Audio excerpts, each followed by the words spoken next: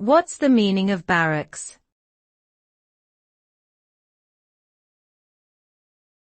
Barracks.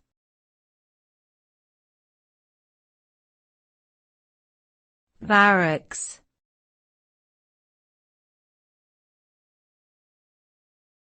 Barracks.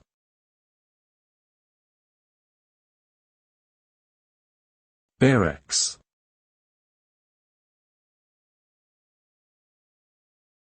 Barracks are large buildings or groups of buildings used to house members of the military, especially soldiers. These buildings are typically designed to be functional rather than comfortable, with basic amenities such as communal washrooms and dining areas. Barracks may also be used to house other types of personnel, such as firefighters or prisoners.